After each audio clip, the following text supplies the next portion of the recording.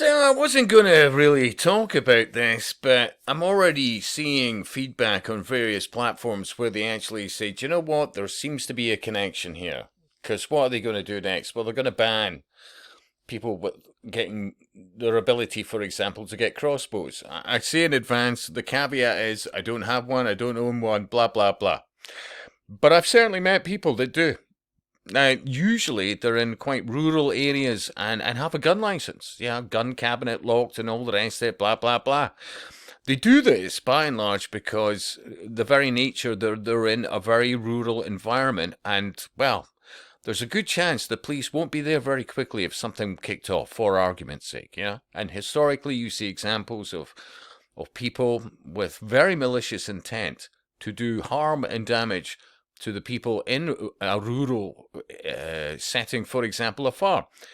And in many instances, I've certainly chatted to many people of various farming communities around Scotland and all the rest of it. By and large, they're very mature, seasoned individuals that have a grounding in the way of the land, and for good reason, yeah? But they also, one of the reasons I would argue that they have their gun cabinet or even crossbows, is for, I'll repeat, the chance that, for example, the police might not be there very quickly, and it is, after all, maybe their family and everything that they hold dear that could be, well, in a very bad situation. So, certainly as a result of this horrific event, absolutely, I agree with you, horrific, and the individual concerned should definitely face the death penalty, which goes into obviously a yet more complex subject. But I'm grateful, I would argue, that although he had apparently tried to suicide himself, well, no, that's, well, commit suicide, but,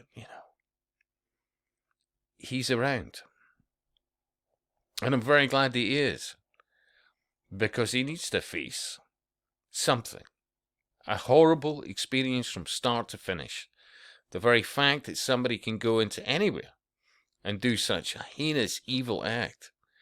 And the horrors for the individuals who, well, lost their lives in this evil act. The trouble is,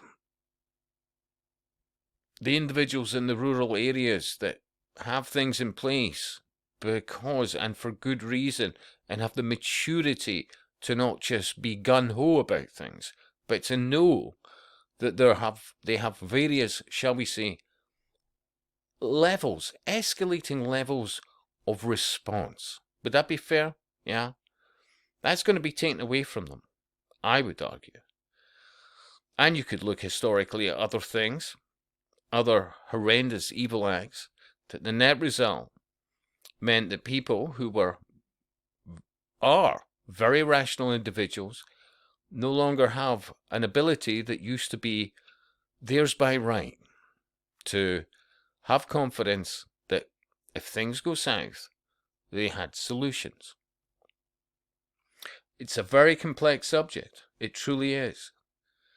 But then add to that, we're importing people who certainly are not sharing our values in any way, shape, or form, and will do acts that would horrify the average individual native to the UK and not blink.